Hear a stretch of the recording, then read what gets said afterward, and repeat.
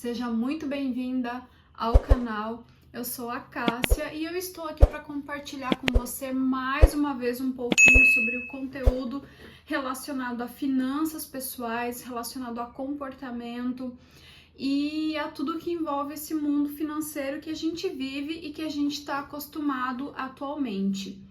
Os últimos vídeos que eu fiz aqui e compartilhei no canal foi relacionado à zona financeira de conforto, que basicamente o que é a zona financeira de conforto? É aquele lugar, aquele montante financeiro com o qual você já está acostumada a lidar, ou seja, é aquilo ali que você sabe se relacionar financeiramente, que você sabe gerir e que você consegue e tem competência para lidar ao longo da sua vida. Então, a zona financeira de conforto, ela possui limites inferiores e limites superiores. Assim, não há tecnicamente estabelecido, mas socialmente estabelecido, como se fosse uma regra social. E quando a gente ultrapassa, por exemplo, esse limite superior da nossa zona financeira de conforto, o nosso cérebro ele vai fazer de tudo para a gente voltar àquela zona que a gente conhece, aquele ambiente que a gente domina, tá?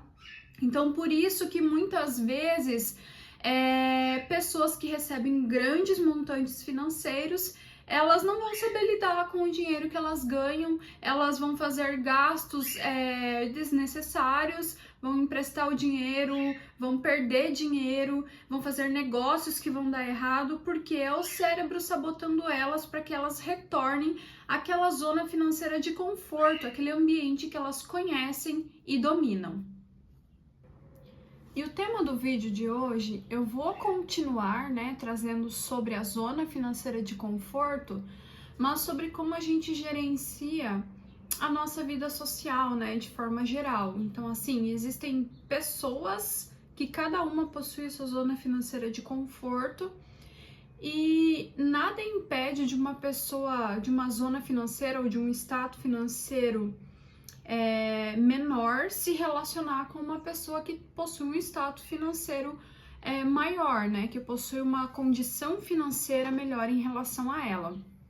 Só que o grande desafio que tem aqui é simplesmente como manter essa relação de amizade, de companheirismo, até mesmo num casal, que possui zonas, status financeiros diferentes, Então, como que mantém essa relação mesmo com rendas tão diferentes, Que isso pode acontecer.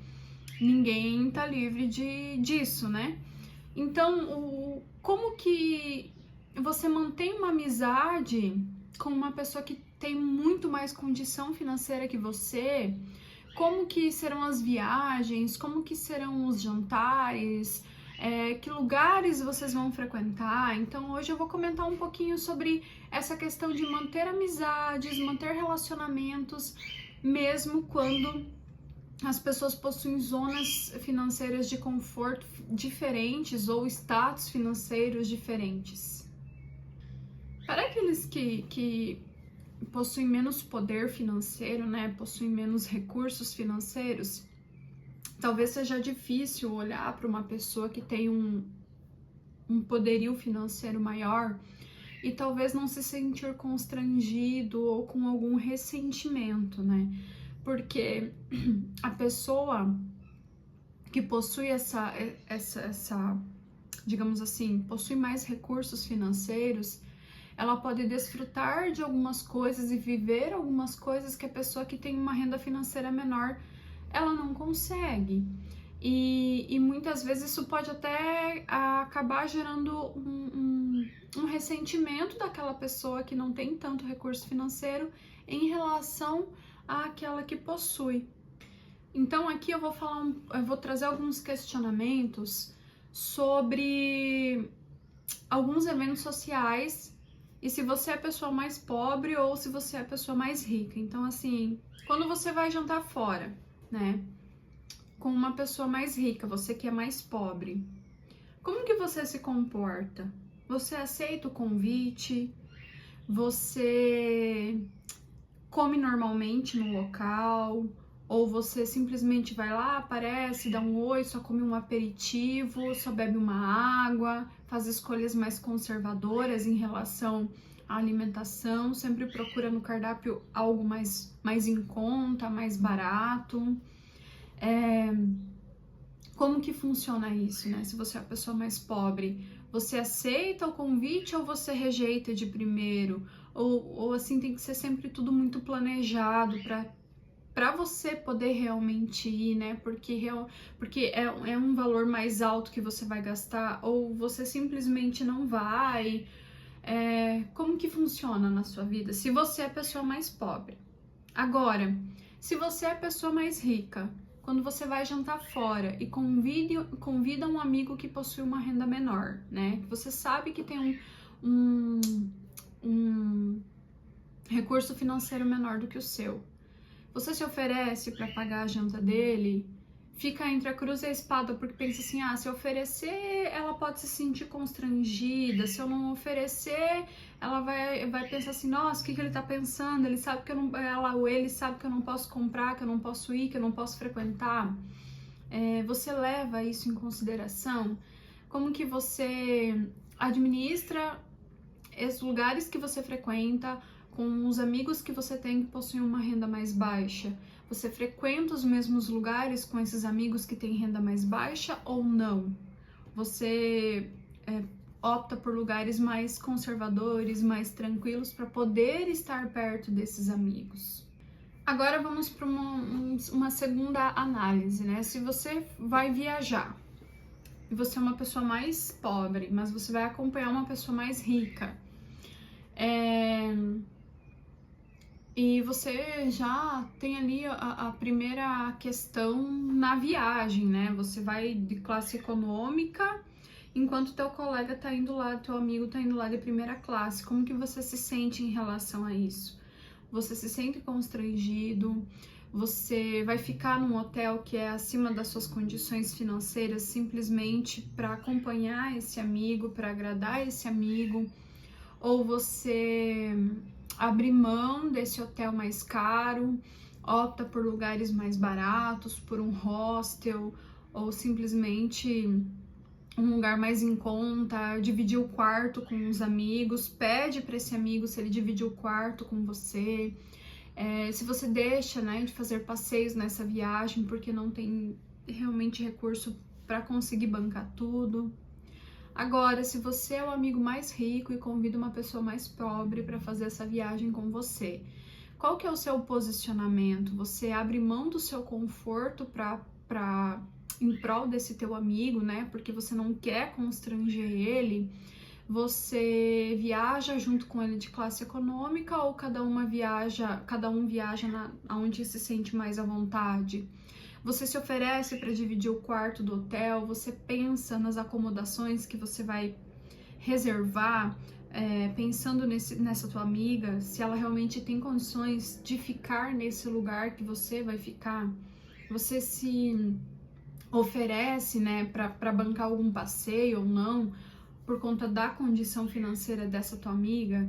Então, o que você considera quando você convida uma pessoa que tem menos status financeiros, menos recurso financeiro, ou pertence a uma zona financeira de conforto menor do que a sua, né? Então, porque assim, às vezes, gente, o que eu tô querendo trazer aqui é que, assim, o dinheiro, ele pode ser um limitador, mas quando a gente tem amizades, pessoas que a gente gosta, o dinheiro, ele não vai impedir uma amizade, ele não vai impedir você de se relacionar com outras pessoas, mas é preciso maturidade para isso. Então, nós vivemos num mundo em que isso realmente existe. Nada impede de você ter uma amizade com uma pessoa mais pobre ou mais rica que você. Só que você tem que pensar no outro também, né? Você tem que considerar a situação que o outro se encontra, que é tirar um pouquinho o ego, né? O seu ego, você tirar um pouco o seu ego de jogo e pensar na pessoa que você escolheu para ser seu amigo, ou seu companheiro, ou seu esposo, ou sua esposa, mas que ela pertence a uma classe financeira um pouco distinta do que a sua. Agora aqui o terceiro tema, né? É intimidade emocional. Se você é uma pessoa mais pobre, você se sente à vontade em ouvir o seu amigo mais rico que perdeu dinheiro num investimento que não deu certo, milhares de reais, sem se sentir assim ressentido, sem se sentir culpado por não ter dinheiro para investir? Como que você lida com isso, né? Como que você gerencia esses sentimentos? Você pode também se abrir, você consegue se abrir com esse amigo e conversar com ele sobre as suas dificuldades financeiras, sobre o seu problema em conseguir arcar com todas as suas contas do mês, sem talvez parecer que você não quer dar a entender para esse amigo que você precisa da ajuda dele financeira, mas que você só quer conversar, você só quer desabafar. Você consegue fazer isso sem se sentir culpado, ressentido? São situações, né? E ninguém tá livre, né, disso acontecer. Talvez a gente passe por crises financeiras e a gente pensa assim, poxa, eu não vou comentar isso com meu amigo porque eu não me sinto à vontade, porque eu fiz escolhas erradas, as consequências chegaram, e o que ele vai ficar pensando de mim, né? Talvez ele ache que eu vou querer dinheiro emprestado, então eu vou evitar falar sobre isso com ele ou com ela. Você se sente envergonhado pela sua condição financeira, por talvez, né, não ter a casa que gostaria, não ter o lar que gostaria, e daí com isso você evita de convidar as pessoas e os amigos para frequentar realmente a tua casa, porque tu talvez vai se sentir envergonhada, né? Porque não tem aquele sofá, porque não tem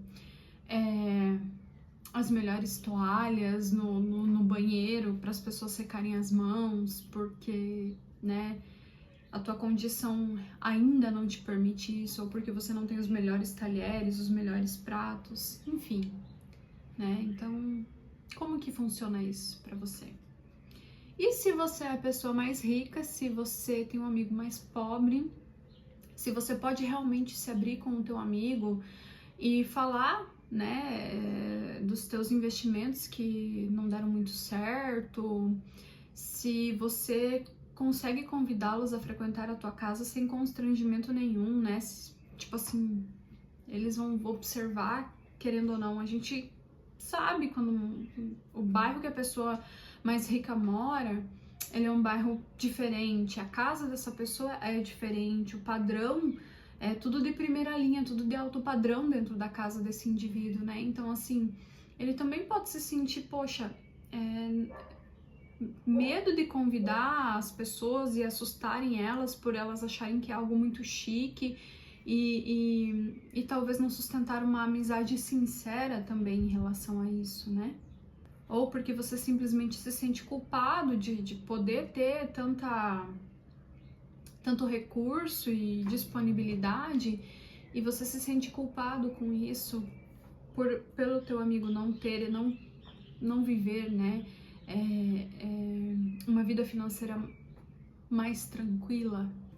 Então, assim, gente, as diferenças entre os estados financeiros, elas podem ser inúmeras, né? Então, vai muito mais de como as pessoas vão lidar com essas diferenças, com as suas amizades e com o relacionamento entre si, né? Do que qualquer outra coisa. Por isso, assim, que muitas vezes quando alguém muda a situação financeira de forma muito abrupta, né? Quando uma situação financeira de uma família muda muito, de forma significativa, geralmente o que acontece é o corte das relações entre as pessoas. Então é por isso que muitas vezes, quando uma pessoa ela ganha um recurso financeiro, sei lá, ganhou na loteria, ela meio que se livra desse recurso, emprestando, doando, fazendo negócios errados, porque ela inconscientemente não quer perder o relacionamento com essas pessoas, porque ela inconscientemente ela acha que ela vai acabar perdendo essa amizade, perdendo esse companheirismo. Então ela acredita que emprestando dinheiro, doando, pagando alguma coisa, dando alguma casa, alguma coisa nesse sentido, ela vai amenizar isso, a culpa dela por ter ganho dinheiro, e não vai ter essa relação desfeita. E assim, como ninguém, nem você que ganha muito dinheiro e nem a pessoa com a qual você está doando alguma coisa ou alguma parte desse recurso tem competência expressiva para gerenciar essa situação, para gerenciar esse recurso, você vai acabar perdendo e a pessoa também vai acabar perdendo tudo que ganhou. E isso pode acabar isso pode acabar destruindo o relacionamento entre vocês, tá? Então a primeira coisa que é necessário ter em mente é que se você quer elevar o seu status financeiro, você vai precisar se preparar para isso, tá? Você vai precisar ser intencional. Tanto na questão de gerenciamento, você vai precisar estudar, você vai precisar entender o seu comportamento, para que você realmente, quando chega esse recurso, você não se sabote, porque é muito comum as pessoas fazerem isso. E você tem que ter em mente que nesse caso, você obrigatoriamente vai estar saindo da zona financeira de conforto a qual você está acostumado. Você vai ir para outra zona financeira de conforto. Então você precisa se preparar para isso, você precisa se desenvolver para isso. E eu vou fazer uma pergunta aqui para você que eu acho que você não deve saber, como eu não sabia, tá? Privação relativa. Você já ouviu falar nessa privação relativa? Você sabe o que é? Então, me acompanhe aqui, siga nesse vídeo que eu vou te explicar um pouquinho sobre privação relativa. Mas antes, eu te convido a se inscrever no canal, a curtir esse vídeo, se o conteúdo está sendo relevante para você. A privação relativa nada mais é do que você conviver com algumas pessoas que possuem o mesmo nível financeiro que você e você não ter noção ou ideia de quão gente mais rica existe no mundo, na vida, na cidade onde você mora. Mas atualmente, né, a gente consegue ter acesso a isso nas redes sociais e também tem muitos reality shows que mostram isso, né? Você consegue ter noção do quão rica uma pessoa pode ser. Eu vi essa semana um vídeo de um chá revelação que um casal fazia tudo com drones. E eu vi um comentário muito interessante que eu até dei risada quando eu li, que a pessoa escreveu assim: não entendi, está em rico. Porque é uma linguagem que a pessoa não fala, né? A pessoa é pobre e não consegue interpretar aquela linguagem de rico, né? Então, assim, as redes sociais hoje, elas nos dão um acesso de entender o quanto existem pessoas ricas no mundo, coisa que às vezes a gente não fazia ideia nenhuma, né? E aqui eu vou compartilhar com vocês uma pesquisa bem interessante que o Alan Greenspan, ex-diretor do Federal Reserve, ele conduziu uma pesquisa com os estudantes de Harvard. Esses estudantes, eles tinham duas opções. Letra A, ter uma renda de 50 mil, enquanto seus pares tivessem uma renda de 25 mil. Ou letra B, uma renda de 100 mil, enquanto seus pares tivessem uma renda de 200 mil. Lá nos Estados Unidos, esses valores de renda são anuais, tá? Não é mensal. Acontece que a maioria dos alunos pesquisados, né, ouvidos nesse estudo, eles preferiam ter uma renda de 50 mil, enquanto seus pares tivessem uma renda de 25 mil. Ou seja, eles preferiam ter a metade da renda em comparação com a letra B, né? Do que ter os seus pares ganhando mais do que a si mesmos. Veja bem, parece aquele ditado, eu quero ver você bem, mas não melhor do que eu, né? E isso também pode ser considerado uma privação relativa, porque o patamar é mais abaixo, porque anualmente, somando as duas rendas, 50 mil e 25 dão 75 mil. Enquanto somando as outras duas rendas, 100 mil e 200 mil, dão 300 mil anualmente falando. Então isso é meio que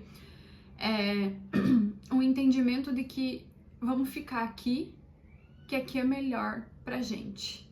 Aqui nós temos um outro estudo, uma outra pesquisa de um neurologista, o Dr. Rich Montague. E o que ele descobriu? Que quando as pessoas elas investiam em renda fixa e elas estavam tendo algum ganho financeiro, uma rentabilidade, elas ficavam felizes com isso. As áreas do cérebro dessas pessoas que possuíam investimentos conservadores ligados ao prazer e felicidade, elas ativavam quando elas tinham algum ganho. Contudo, quando elas descobriram que outras pessoas investiram mais e ganharam mais do que elas ficavam o quê? Frustradas. Quando elas descobriam que outras pessoas tiveram, né, maior retorno financeiro do que elas, as áreas do cérebro associada ao arrependimento, elas ficavam ativas. Ou seja, quando elas sabiam que elas tinham tido algum lucro financeiro e elas sendo conservadoras, né, nos seus investimentos, elas ficavam felizes. Mas quando elas descobriam que outras pessoas investiram mais e tiveram um lucro maior do que delas, elas ficavam arrependidas por terem sido conservadoras nos seus investimentos. Ou seja, a sensação de perda passou a conduzir o comportamento dos investidores conservadores, tá?